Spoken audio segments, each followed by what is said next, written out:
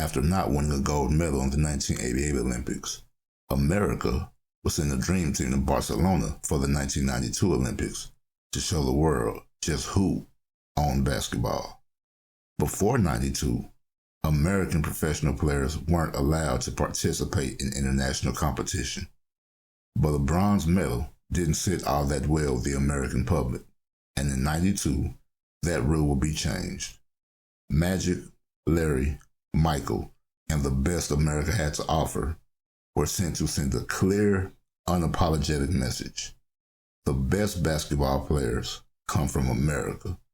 Sure, the international professional players could beat our college kids, but they didn't stand a chance against our NBA players. Fast forward 30 years later, and for the first time ever, 3 of the 5 All-NBA first-team spots were international players. So, the question has to be asked, has the international player finally caught up to the American player?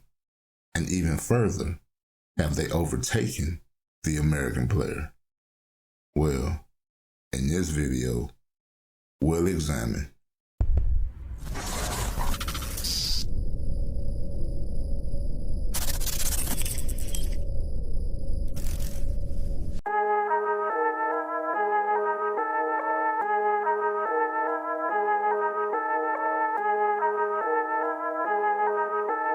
OG Panda Beats.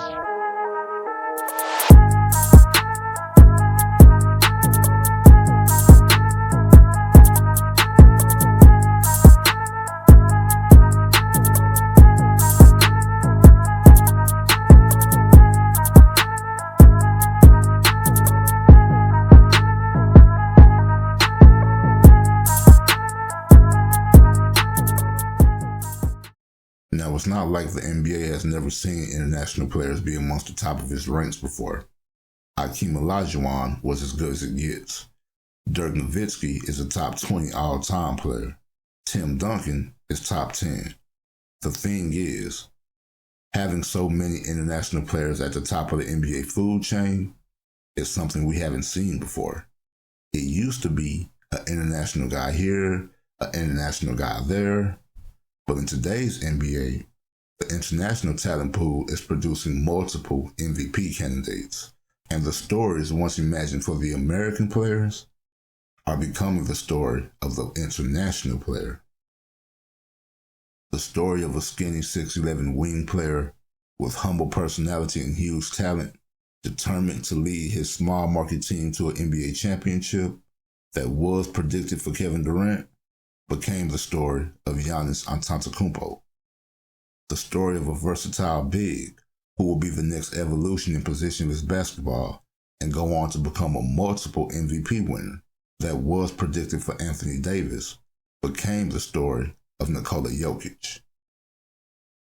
To measure just how today's international player stacks up against today's American player, we'll compare and contrast some of the top talent from America to some of the top international talent.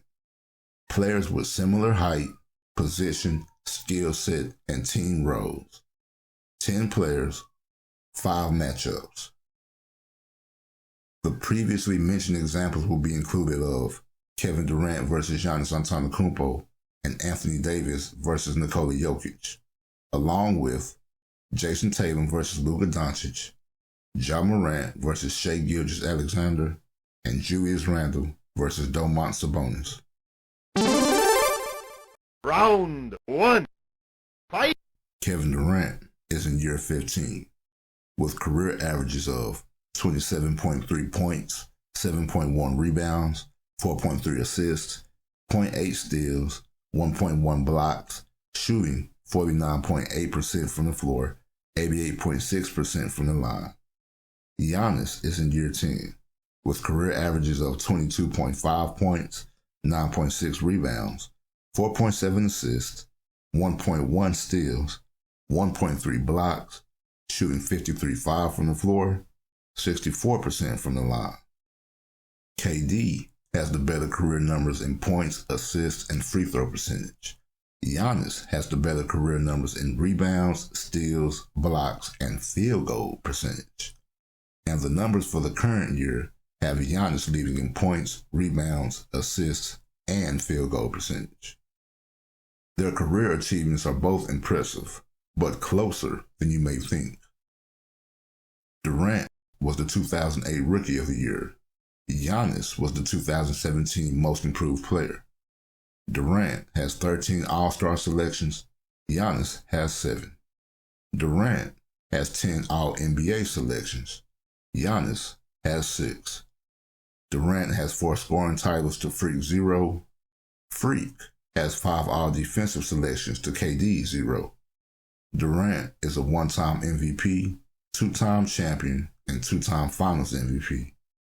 Giannis is a 2-time MVP, 1-time champion, 1-time Finals MVP.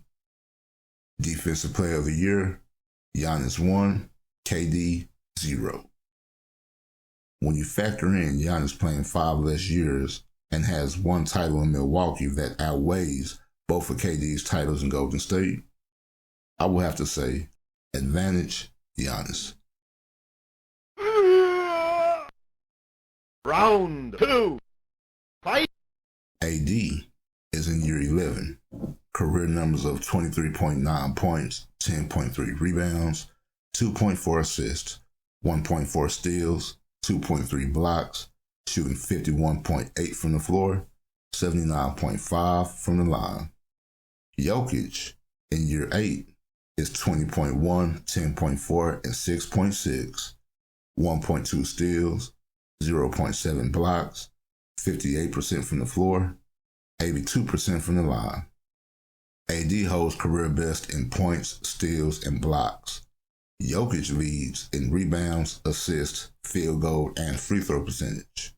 The same holds true for the current year numbers. Their career achievement comparison is interesting. Davis is an 8-time All-Star. Jokic is a 5-time All-Star. They both have 4 All-NBA selections, AD having 4 first teams, Jokic having 3. AD holds the edge defensively with 4 All-Defensive teams, and he's a 3-time block champion. Joker holds the edge overall with 2 MVP awards. Davis does have the ring though. But even with the ring, almost based on availability alone, I would have to say advantage Jokic. You win! Round 3. Jason Tatum versus Luka Doncic is a tough one. Both Luka in year 5 and Tatum in year 6 are MVP candidates. Luka holds career edges in offensive categories of points, rebounds, and assists. Tatum holds the edge in blocks. Surprisingly, they're tied in steals. Field goal percentage is 46.6 for Luka, 45.8 for Tatum. And the averages for the current year are pretty close in most categories. Both are 4-time All-Stars. Tatum has 2 All-NBA selections. Luka has 3. Both of these guys are certified generational players. Advantage, even.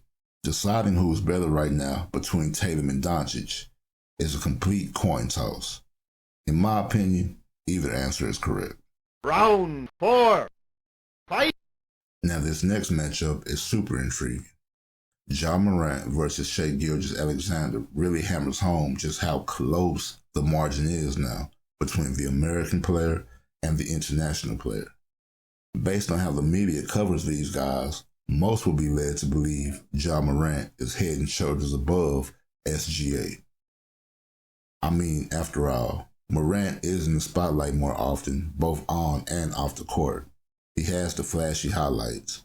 Memphis is a winning team, so it's easy to see how the media would elevate Ja and overlook SGA. The TV tells you Morant is a better player. The numbers say, not so fast. The career stats are neck and neck, with Ja barely edging SGA in points and rebounds, and Shai barely edging Ja Morant in field goal percentage and steals. SGA holds the lead in free throw percentage, shooting 84% compared to Morant's 75%. Ja holds the edge in assists at 7.4 compared to 4.5 for SGA. This year, though, Shea is averaging more points than Ja. And for all the attention that Ja Morant's athleticism gets, Gilgeous-Alexander is quite athletic himself.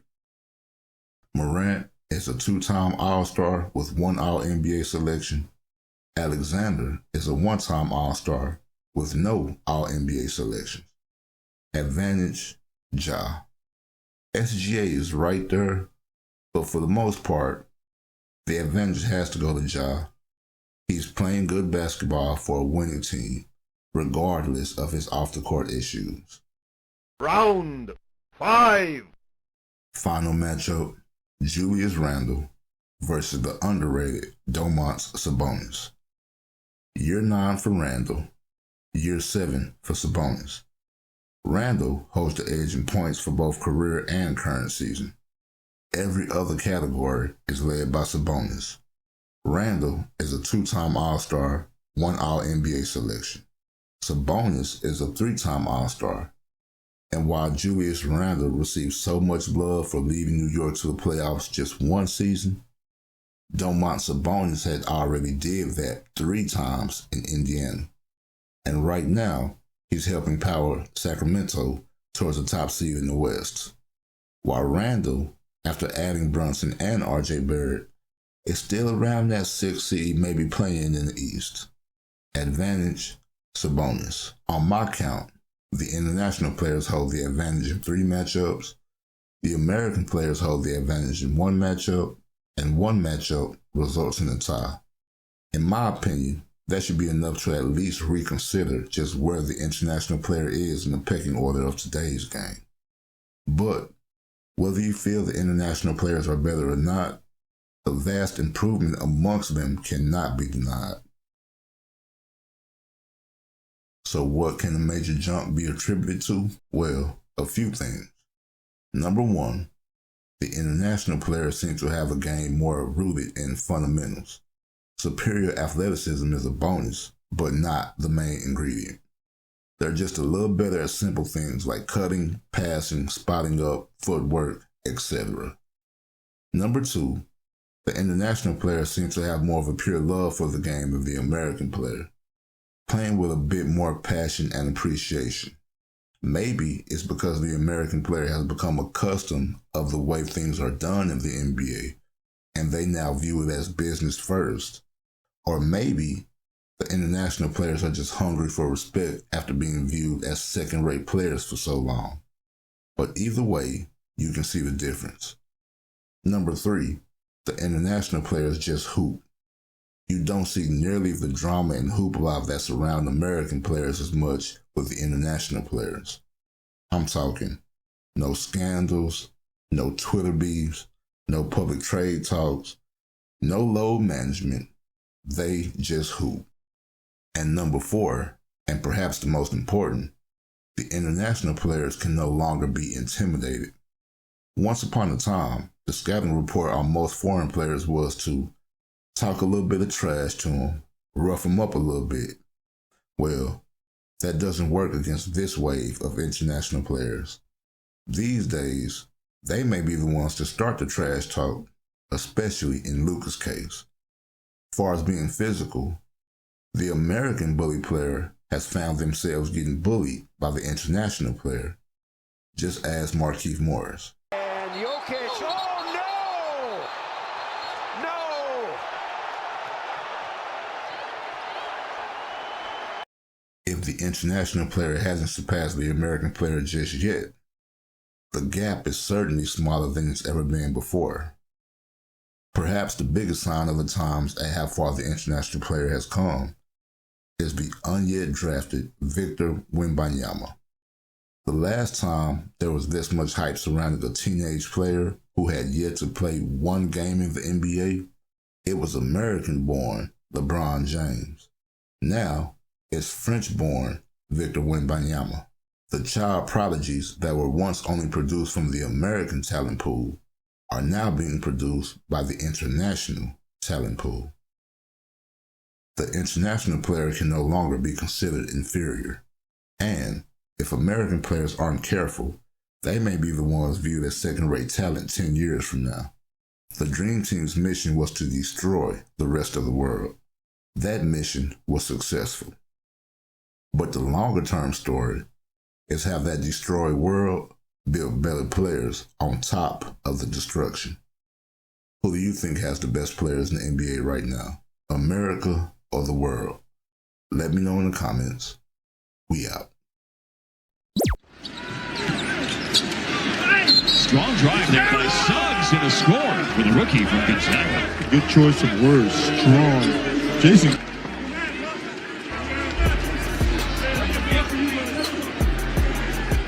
If you think there have been a lot of whistles and fouls in this second half of the game, get ready.